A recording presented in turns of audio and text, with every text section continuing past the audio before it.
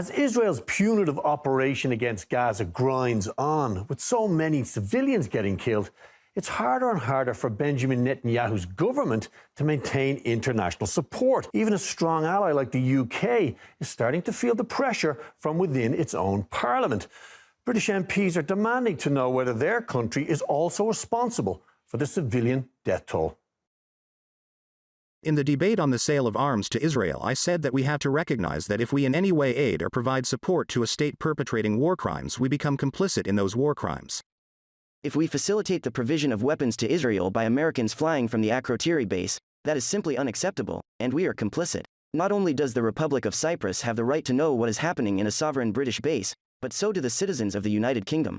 We need to know that there is no complicity here.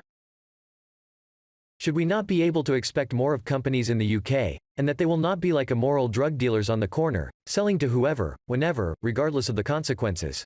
We expect companies that live among us in the UK not to be funding or aiding and abetting death in Gaza, as is happening at the moment.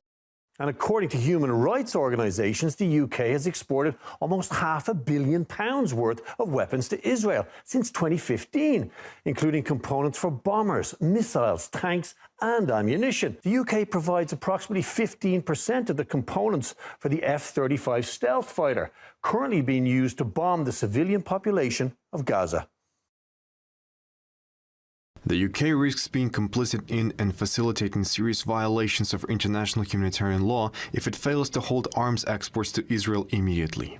Well, in reality, it's likely that the British government is now in breach of its own laws on the transfer of weapons to Israel. Current UK legislation demands that weapons transfers must be halted in the event that they may be used to carry out war crimes. But billions worth of UK weapons have been used in Yemen and Israel to target civilians with absolutely no consequences for the profitable arms industry that supplies them. You'd imagine that given the UK's central role in the creation of the Israeli state, that it would take its responsibilities in the region more seriously. Well, you'd be wrong.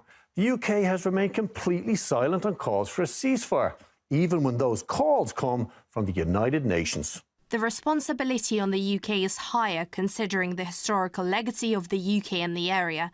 The UK doesn't seem to be active on this agenda, such as compliance with international law. It is about time there is a paradigm change towards the question of Palestine.